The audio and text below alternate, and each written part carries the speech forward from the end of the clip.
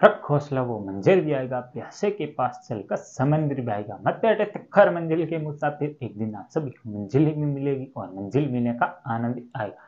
नमस्कार दोस्तों, आप सभी का हमारे YouTube चैनल पर स्वागत है। अगर आप आज हमारे YouTube चैनल पर पहली बार आए हैं तो चैनल को सब्सक्राइब और जो पास वाली घंटी दिखाई दे रही है इसे जरूर, जिससे आने वाले प्रत्येक वीडियो की नोटिफिकेशन सबको सबसे पहले मिलेगी और वीडियो को सबसे पहले देख पाएंगे। आइए दोस्तों, शुरुआत करते हैं आज का स्पेशल कह सकते हैं करंट अफेयर प्रैक्टिस सेट। तो आप सभी को ये पूरा जरूर लेना है और इसके नोट्स भी जरूर बना लेना है। जो जो इंपॉर्टेंट फैक्ट बता रहा हूँ उसे भी आप जरूर कमेंट बॉक्स में कमेंट जरूर करें।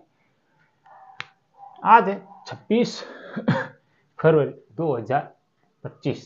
तो 26 फरवरी 2025 आपको ध्यान रखना है, आज की तारीख है। और today current affair episode number ये है हमारा 480 नंबर का, मतलब हम 500 से सिर्फ 20 एपिसोड दूर हैं। जैसे ही हमारा 500 एपिसोड कंप्लीट होगा तो आप सभी के लिए कुछ विशेष होने वाला है। तो आपको हमारे साथ बने रहना है और चैनल को भी सब्सक्राइब जरूर करना है। इस वीडियो के अंदर आपको विश्व, भारत, राजस्थान इन तीनों का करंट अफेयर प्लस इसमें स्टैटिक्स जो जीके होता है, स्टैटिक सामान्य ज्ञान है, उसको भी हम शामिल करने वाला। तो आपको वीडियो पूरा जरूर देखना है, इसके नोट्स भी बना लेना है। आइए देखते हैं आज का पहला क्वेश्चन। हाल ही में चर्चा में रही पुस्तक जिसका नाम है life on Mars collected story. तो हाल ही में चर्चा में रही मतलब पुस्तक है जिसका नाम है life on Mars collected story. तो आपको इसकी लेखिका कौन है वो आप मुझे कमेंट बॉक्स में बताएंगे।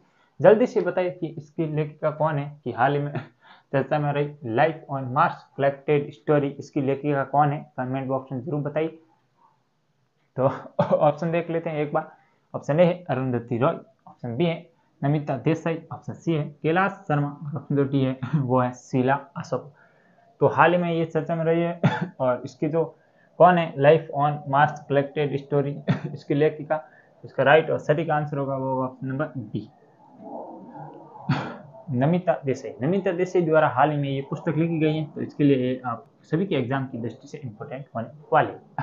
आपको ऑप्शन नंबर ए दिख रही है अरुंधति रॉय, बहुत ही प्रसिद्ध लेखिका है, काफी पुस्तकें इनकी एग्जाम में पूछी जा चुकी है और आगे आने वाले एग्जाम में भी इनकी जो बुक है वो आ सकती है। तो आप मुझे ये दो पुस्तकें इनकी आप मुझे कमेंट बॉक्स में बताने वाले हैं कि अरुंधति राय द्वारा कौन सी दो वो प्रसिद्ध पुस्तकें या आपको कौन सी याद है वो दो जो आप मुझे कमेंट बॉक्स में बताने वाले। तो जल्दी से आप कमेंट बॉक्स में बताइए कि मतलब इनकी दो पुस्तकें आपको बतानी।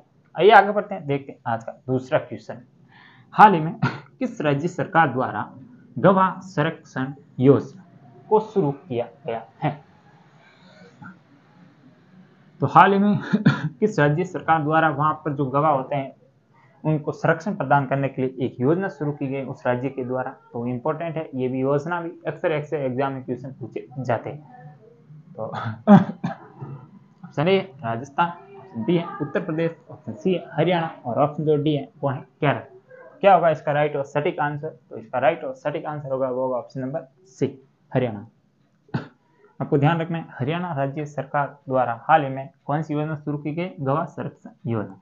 हरियाणा की बात करें तो राजधानी है चंडीगढ़, चंडीगढ़ राजधानी है, ये भी आपको ध्यान रखना है। और इसके अलावा हरियाणा के वर्तमान में कौन है सीएम, तो वो आप मुझे कमेंट बॉक्स में बताने वाले हो। और इसके अलावा हम बात करें खेल को सर्वाधिक प्रोत्साहन, सर्वाधिक खिलाड़ी किस स्टेट के चयन होता है या मेडल लाया जाता है, जो भी कोई इवेंट होता है उसमें, तो ये लाए जाते हैं हरियाणा के द्वारा। तो ये भी आपको ध्यान रखना है। आगे बढ़ते हैं, देखते हैं आज का तीसरा क्वेश्चन। हाल ही में चर्चा में रहा एक शब्द है, आपको ये बताना ये है क्या? बाथोजाइम्स। हाल ही में चर्चा में रहा बाथोजाइम्स, ये क्या है? ऑप्शन ए है कोई धर्म है, ऑप्शन बी है कोई वाहन नीति है, ऑप्शन सी है कोई तैयार है और ऑप्शन जो डी है या कोई दिवस का नाम है। क्या है आखिरकार, ये भी आपको उस पर भी हम चर्चा करने वाले हैं। तो शब्द कौन सा है? ये है बाथोजाइम्स। बाथोजाइम्स क्या है? तो ये है एक तरह का धर्म जिसे राज्य सरकार द्वारा धर्म आधिकारिक रूप से धर्म की मान्यता दी गई है। अब ये कौन से राज्य सरकार के द्वारा? तो ये दी गई असम के राज्य सरकार के द्वारा। इसको एक धर्म की मान्यता दी, इसलिए ये इंपॉर्टेंट हो जाता है आपके सभी की एग्जाम की दृष्टि से। असम की बात करें तो आप सभी को पता होगा प्रसिद्ध यहाँ पर जो मेला लगता है अम्बुबाची का मेला, कामाख्या माता के मंदिर वहाँ पर, तो ये इम्पोर्टेंट होने वाला है असम। और 7 सिस्टर से सभी से सीमा साझा करने वाला जो हम राज्य की बात करें तो वो भी है असम। इसके अलावा हम असम की और फैक्ट करें तो डिगबोई असम के अंदर तेल का कुआं है जो सबसे पहले खोजा गया था। इसके अलावा ब्रह्मपुत्र नदी को ब्रह्मपुत्र नाम असम में ही मिलता है। अब आपको मुझे ये कमेंट बॉक्स में बताना है कि ब्रह्मपुत्र नदी को बांग्लादेश में किस नाम से जाना जाता है। इसके अलावा गंगा नदी को बांग्लादेश में किस नाम से जाना जाता है। ये 2 फैक्ट आप मुझे कमेंट बॉक्स में बताने वाले। और हम बात करें तो असम के बारे में, तो असम का ही हाल ही में एक जो वहाँ पर वंश था अहोम राजवंश, वहाँ के जो उनके जो कह सकते हैं जो वहाँ दफनाया जाता था, शमशान कह सकते हैं उसको, तो वहाँ पर जो उनके शमशान स्थल थे उनको हाल ही में विश्व धरोहर की सूची में शामिल किया गया। तो आपको कौन सा मोइदम ध्यान रखना है, वो स्थान है जहाँ पर विश्व धरोहर की सूची में शामिल किया गया। अब आप मुझे ये बताने वाले हो कुल कितने विश्व धरोहर हो चुके हैं इंडिया के।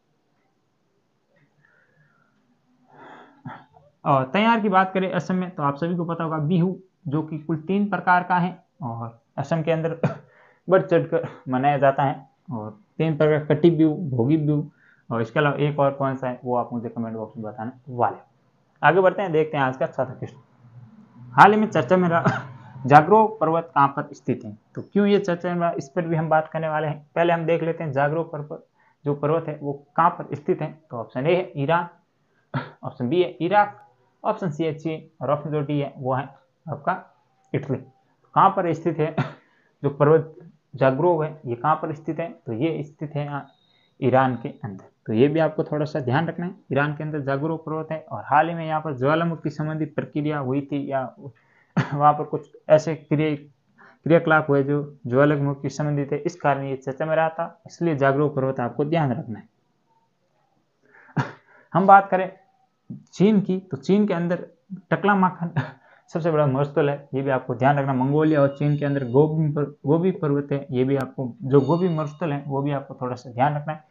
और इसके अलावा ईरान की राजधानी तेहरान। और बाकी तो आप सभी को पता होगा ये जो स्टेट हैं, या ये मतलब देश कह सकते हैं, स्टेट नहीं देश, ये सभी तेल के उत्पादन भंडार, इनके पास तेल का सर्वाधिक। और ये सभी जो ईरान, इराक, ये सब है इस्लामिक स्टेट है, ये भी आपको ध्यान है। ये तो थे हमारे 4 क्वेश्चन। आगे बढ़ते हैं, देखते हैं आज का 5वां क्वेश्चन। तो हाल ही में वन प्रबंध परियोजना का शुरुआत किस राज्य के द्वारा की गई। तो आपको ये बताना है कि हाल ही में किस राज्य सरकार द्वारा वन प्रबंध परियोजना की शुरुआत की गई है। तो ऑप्शन ए है वो है राजस्थान, ऑप्शन बी है बिहार, ऑप्शन सी है नागालैंड, और ऑप्शन जो डी है वो है असम। तो क्या होगा इसका राइट और सटीक आंसर, तो इस पर भी हम एक बार नजर डाल लेते हैं। तो इसका राइट और सटीक आंसर होगा वो होगा ऑप्शन नंबर सी, नागालैंड। तो नागालैंड सरकार द्वारा हाल में वन प्रबंध परियोजना की शुरुआत की गई है। इसके अलावा आपको ध्यान रखना नागालैंड की राजधानी है कोहिमा, और इसका जो बिहू नहीं, नागालैंड का जो हॉर्नबिल तैयार है 1 दिसंबर को मनाया जाता है, ये भी इंपॉर्टेंट है, ध्यान रखना है। तो ये थे आज के कुल हमारे 5 क्वेश्चन। इस पर जो भी हमने क्वेश्चन से रिलेटेड फैक्ट किए हैं वो आपके सामने प्रस्तुत करने की कोशिश की। कैसा लगा वीडियो एक बार मुझे आप कमेंट बॉक्स में जरूर बता देना। अभी तक आपने हमारे वीडियो को लाइक, चैनल को सब्सक्राइब नहीं किया तो उसे भी जरूर करना। कल फिर मिलेंगे अन्य वीडियो में, तब तक के लिए आप सभी हमारे साथ बने रहिए। जय हिंद।